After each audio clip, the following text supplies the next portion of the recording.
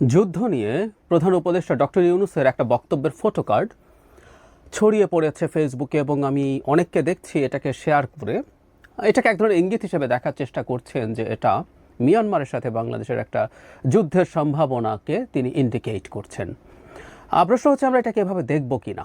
তবে যে কনটেক্সটে তিনি এই ধরনের কথা বলেছেন সেটাকে মিলিয়ে কেউ কেউ এভাবে হয়তো ভাবতেও পারেন। আমি তার বক্তব্যটা একটু পড়ি। তিনি বলছেন, বর্তমান বিশ্ব পরিস্থিতি অনুযায়ী যুদ্ধের প্রস্তুতি না রাখাটা আত্মঘাতী সিদ্ধান্ত।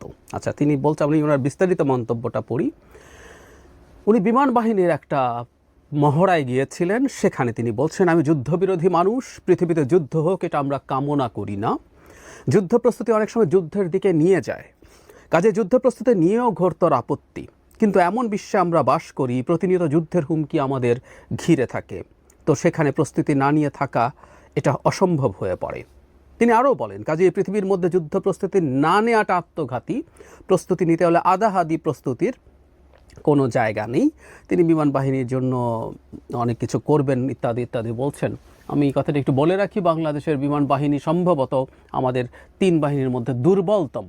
আমাদের উচিত হবে এই সরকার বা ভবিষ্যৎ সরকার বিমান বাহিনীর আধুনিকায়নের দিকে মনোযোগ দেয়া। যাই হোক, আজকের আলোচনা সেটা না। সাম্প্রতিক সময় মিয়ানমারের সাথে মানবিক করিডোর নিয়ে অনেক আলাপ হচ্ছে এবং এই মানবিক করিডোর দিতে গিয়ে মিয়ানমারের সাথে বাংলাদেশের একটা যুদ্ধ পরিস্থিতি তৈরি হবে এই আশঙ্কাও করা যাচ্ছে।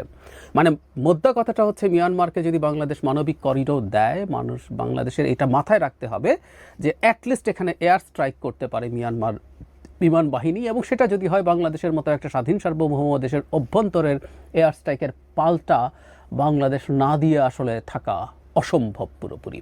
তো সেই পরিস্থিতি বা সেই প্রেক্ষাপটে যখন প্রধান উপদেষ্টা এই ধরনের একটা মন্তব্য করেন, সেটাকে কেউ কেউ মিলিয়ে একসাথে যে মিয়ানমারের সাথে যুদ্ধ প্রস্তুতির এক ধরনের ইঙ্গিত তিনি দিতে চাইছেন বলে বলছেন।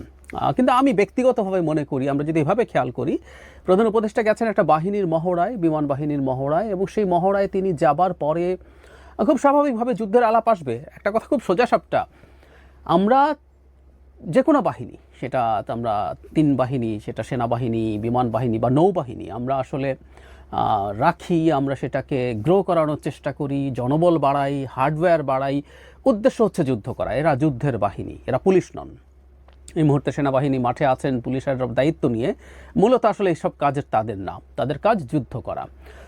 ফলে যেটা হয়, কোনো না কোনো ফর্মে যুদ্ধ আসলে করবো আমরা, সেনাবাহিনী রাখার মাধ্যমেই আমরা এটা ইন্ডিকেট করি এবং নিশ্চিতভাবেই এই বাহিনীগুলোকে জাতিসংঘের শান্তিরক্ষা বাহিনীতে পাঠিয়ে আমরা কিছু টাকা পয়সা ইনকাম করব, এটাও উদ্দেশ্য না। এটা একটা বাই প্রোডাক্ট এবং আস্তে আস্তে পরিস্থিতি যা হচ্ছে জিনিসগুলো বন্ধ হয়ে যাবে। তার মানে আমরা যখন কোনো এ ধরনের সামরিক বাহিনী আমরা তৈরি করি, আমরা সেটাকে পুষতে থাকি, আমরা সেটাকে বড় করতে চাই, আমরা সেটাকে আধুনিকায়ন করতে চাই, আমাদের মধ্যে যুদ্ধের কথা মাথায় রাখতে হবে। আইদার আমি আক্রান্ত হয়ে সেটাকে ডিফেন্সিভভাবে সেই যুদ্ধে জড়িত হব, অথবা আমি আক্রমণাত্মকও হতে পারি।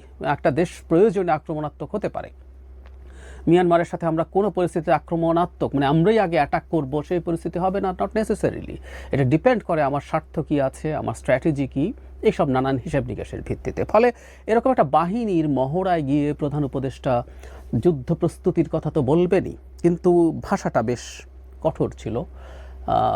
ফলে যেটা হয়েছে, যেহেতু একটা প্রেক্ষাপট এখন তৈরি হচ্ছে, তার সাথে অনেকে এটাকে মিলিয়ে দেখার চেষ্টা করছেন। আমি ব্যক্তিগতভাবে মনে করি এটা আসলে খুব বেশি মেলানোর কিছু নেই। মিয়ানমারের এই ঘটনা না থাকলেও ওখানে গিয়ে আমাদের যুদ্ধ প্রস্তুতি এবং সক্ষমতার আলাপ আসলে করা দরকার আছে, এবং জাতির কাছে এই বার্তাটা দেয়া দরকার। সেটা হচ্ছে একটা সামরিক বাহিনী কেন থাকে, সেটা নিয়ে আমরা কী করতে চাই। এবং উনি রাইটলি বলেছেন, পৃথিবীতে এখন এমন পরিস্থিতি তৈরি হয়েছে, এই জায়গাটা যদি আমি আবারও পড়ি, খুবই গুরুত্বপূর্ণ। তিনি বলছেন, যুদ্ধ কামনা করি না, যুদ্ধ পরিস্থিতি যুদ্ধের দিকে নিয়ে যায়, কিন্তু এমন বিশ্বে আমরা বাস করি, প্রতিনিয়ত যুদ্ধের হুমকি আমাদের ঘিরে থাকে। সত্যি তাই, এবং যুদ্ধই সম্ভবত সবচেয়ে প্রাচীনতম জিনিসগুলোর একটা, যেটা এখনও আছে, এটা ভবিষ্যতেও থাকবে। মানে কোনো না কোনো ফর্মের যুদ্ধ, যুদ্ধের ফর্ম পাল্টে গেছে, যুদ্ধের ধরন পাল্টে গেছে, কিন্তু কোনো না কোনো ফর্মের যুদ্ধ আসলে আছে। সেই আদিমকালেও যুদ্ধ আসলে ছিলই। সুতরাং কেউ যদি মনে করি পৃথিবীকে একটা যুদ্ধ মুক্ত পৃথিবী আমরা পেতে পারি, এটা ভুল। আর বিশেষ করে এখন যখন আমাদের এই ওয়ার্ল্ড অর্ডারটা পাল্টে যাচ্ছে, আমেরিকা এবং পশ্চিমাদের নেতৃত্বাধীন যে ওয়ার্ল্ড অর্ডার, সেটা ভেঙে পড়ছে, এবং বিশেষ করে যখন ট্রাম্পের মতো একজন মানে একরকম উন্মাদ মানুষ বলবো ক্ষমতায় এসছেন, তখন এই ওয়ার্ল্ড অর্ডারটা পাল্টে যাওয়ার পরিস্থিতি খুব দ্রুত হচ্ছে। চায়না মাথা তুলছে, রাশিয়া ইউক্রেনে তার সাফল্য যেভাবে করতে পেরেছে, এদিকে আমাদের ভারত পাকিস্তানের মধ্যে কনফ্লিক্ট লেগে আছে, যে কোনো সময় যে কোনো দিকে যে কোনো ধরনের পরিস্থিতি তৈরি হতে পারে। সো সামনের পৃথিবী আরও বেশি ভলেটাইল হয়ে উঠবে এবং আমিও ব্যক্তিগতভাবে মনে করি আমাদের প্রত্যেকটা বাহিনীর সক্ষমতা বৃদ্ধি করা দরকার এবং যুদ্ধ প্রস্তুতি খুবই খুবই আধুনিক থাকা দরকার, কঠোর থাকা দরকার, আন্তরিক থাকা দরকার।